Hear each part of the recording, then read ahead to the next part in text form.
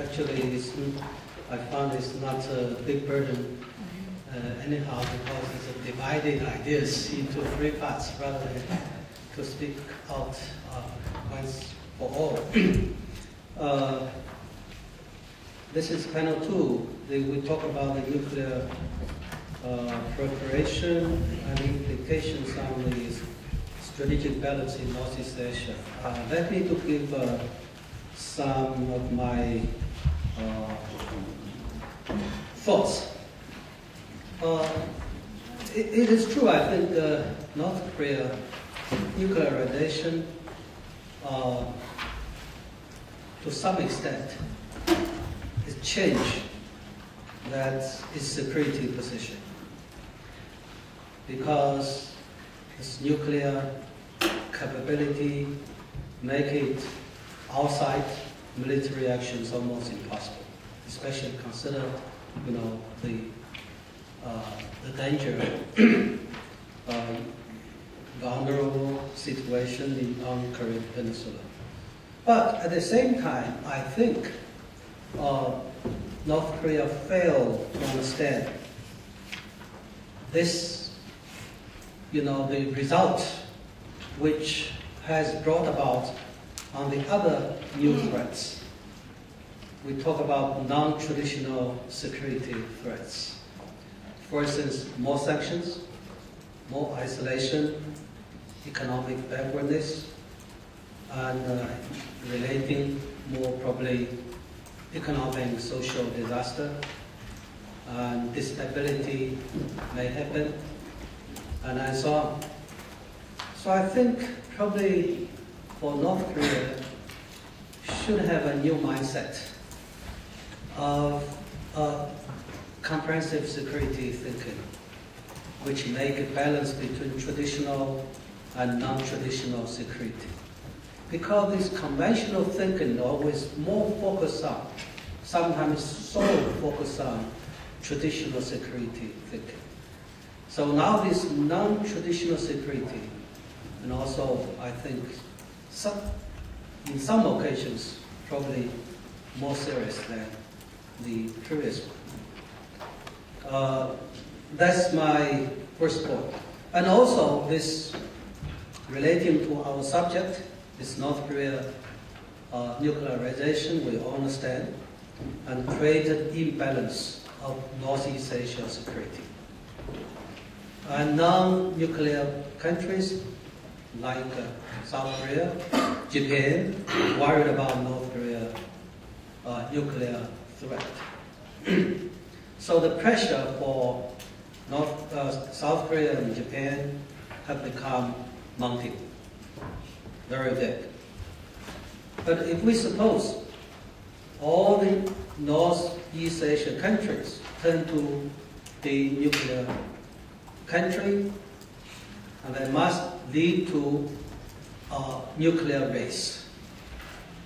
And then each side try to update, improve its capacity. So that lead to a very dangerous situation in the region, and will structurally change the position and role of U.S. in the region, and also change China's security environment fundamentally. So I think this situation is really we have to think about. That is why China strongly, openly opposed the North Korean nuclear weapon. And I think China's opposition is real. And General Kim quoted some Chinese saying just now that it seems China does not care very much about the nuclearization of North Korea. That is true. Some people, they argue for that. And as I said, North Korean policy and analysis of Northeast Asia security environment, China's policy is highly debated among the experts and academics. I don't know what about within the top decision maker, but however, it's open debate now. So, but however, I think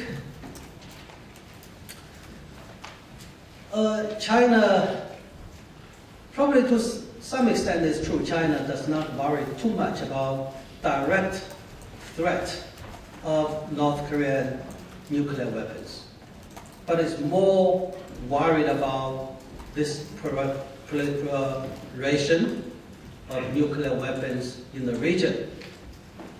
I don't think that China will turn it back or change its policy towards that denuclearization of North Korea and also Korean Peninsula. How to make the way out, I think.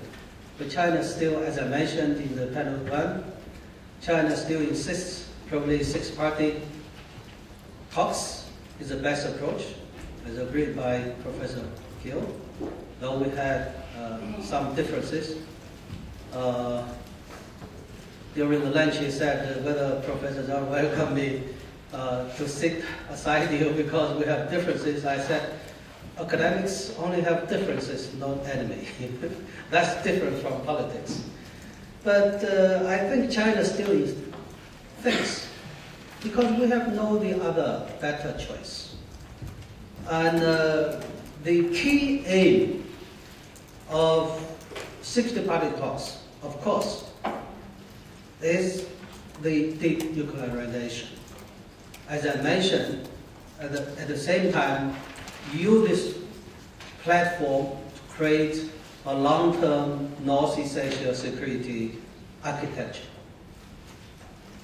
The two birds, one stone. So we don't know how, to realize that. But however, the 60-party talks, bringing all the parties together, is to realize a non-nuclear North Korea, normalization of relations in the region, and especially to create an institutional assurance and protection of this relationship and environment on Korean Peninsula as well as in Northeast Asia as a whole. So that's my second point. The 3 points, I think it's really, the current situation is really worrisome, very worrisome. We saw the danger from General Kim's presentation. He said that there is no other better choice rather than to have a nuclear weapon by South Korea in order to protect itself. And also currently the confrontation mood, sentiment, and also the policy has intensified. And according to a recent survey, more than 68% of South Korean people agreed to have nuclear weapons of South Korea. So if the trend like this to go, and Japan, the pressure for Japan to have nuclear weapons openly will become tense. And we all know in 2004, South Korean government admitted it did uranium enrichment by scientific experts. So I don't know whether probably stopped totally or probably continued. We don't know. And for Japan, and General Kim called it de facto. Yes, once somebody say, if allowed, Japan can, within a week, turn to be a nuclear country. So this pressure has become, it's not just a pressure, political pressure, it's reality. Whether this reality turn to be an open policy, that's, I think, we have to find how to manage this great danger. And so, back to the points, in panel one, I argued the best approach, we have no the other way. The one solution, okay, all of us to have nuclear weapons and nuclear race and the region become more dangerous. And the other way, we probably search for a better way. That is, I said, through the collective wisdom effort to find, based on the 6 parties, and also China supports strongly all kinds of bilateral efforts. Not just 6 parties only, it's not the only one. All kinds of efforts, especially this bilateral, efforts is very important. But also I call on probably, if we rethink past experience lessons, I called it politics first approach, rather than, nuclear first approach. Because if we only focus on nuclear, we die a lot. Because nobody wants to surrender. The North Korea does not want to surrender. And so the best approach is how to make North Korea into, we create a wave in the net, and to put North Korea in the net, and then under monitoring, under some kind of control, and create a political environment, and finally we go to some kind of a solution we expected. So probably the first step is not to denuclearization. The first step is how to disability, make it not possible to use. And then we found a way how to dismantle it.